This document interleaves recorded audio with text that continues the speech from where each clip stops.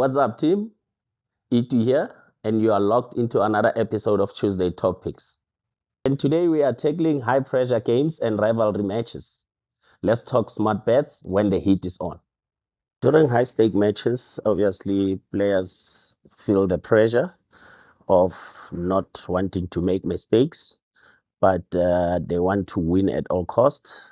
But most of the time, leading into the match, like for example, going into the derby, obviously there's a little bit of nerves, but once you get your first touch, you automatically get into the game and your confidence obviously rises up and you want teams rivalries. Normally we playing for bragging rights, we playing for 3 points, and we want to be in a better position in the league, and that's why most of us, when we go on the pitch as players, we want to win at all cost.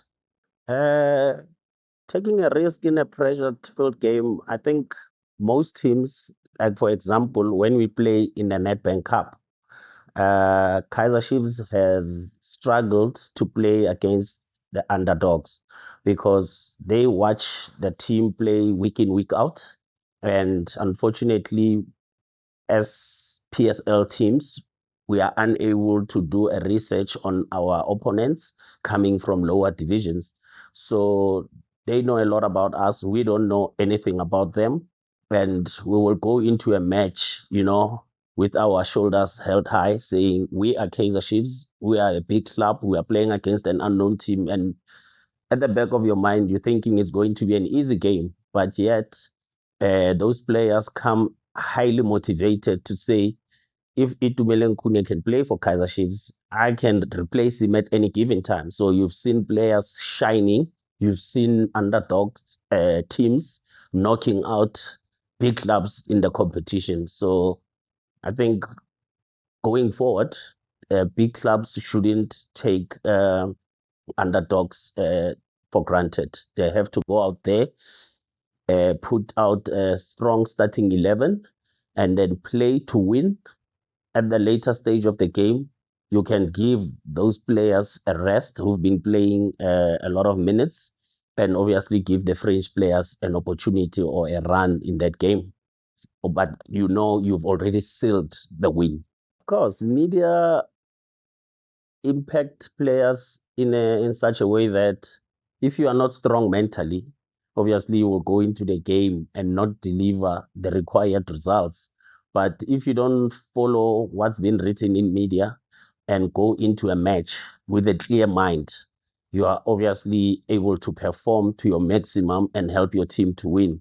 But the players that are on social media, they read too much into comments. It affects them mentally, and it drains them emotionally, and they won't be able to perform on the day.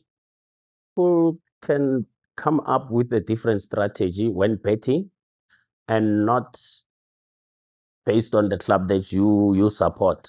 I think it's best you follow a club form, and if your club that you love with all your heart is not doing well, I think you can change your strategy to betting for the opposition, but knowing very well that you love your club, but they are not in good form. So you might lose your ticket because of the love for the club that you support.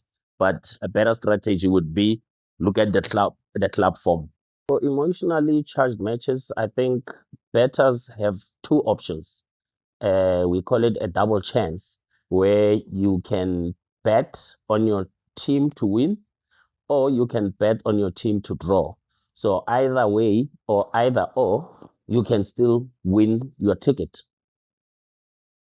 I think bettors can learn a lot from goalkeepers' critical moments because goalkeepers can either win you a match of football by being in good form, by making sure that he communicates with his defenders. So you're communicating with your emotions at that time, and you are communicating with your ticket also.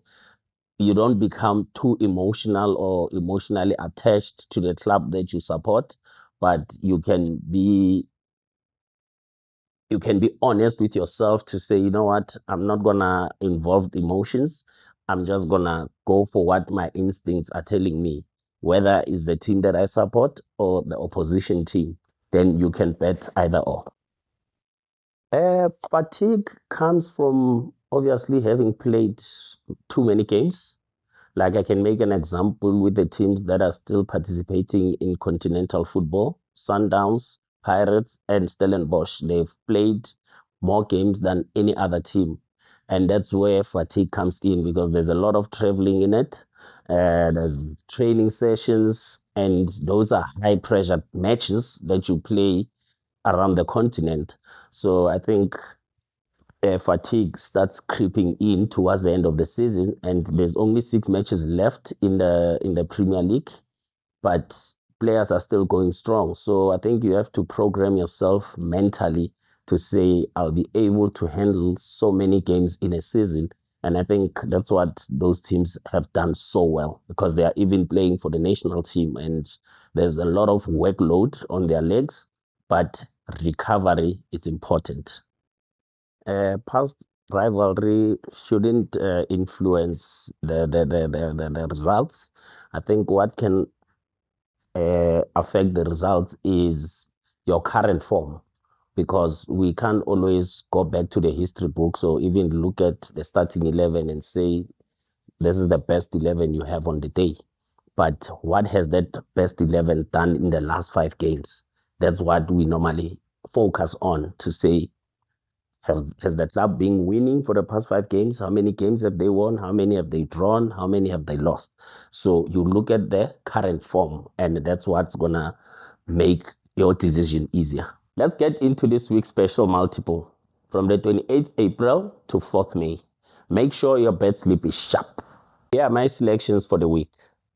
Chiefs versus Pirates. I go for a draw.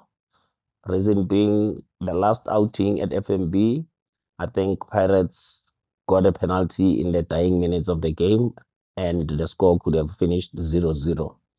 But this time around, I'm betting on 1-1 draw. Between SuperSport United and Chippa, Chippa is in good form, and SuperSport has been struggling. And if you remove Royal AM from the league, they are obviously at the bottom of the log. So I would go for Chippa 2-1 win. When we go to the Premiership, between West Ham and Tottenham, I go for Tottenham 2-0 because they've also been in good form. Between Chelsea and Liverpool, we all know what Liverpool can do. Liverpool has been in great form, and Chelsea are inconsistent. So I'll go for 3-1 to Liverpool.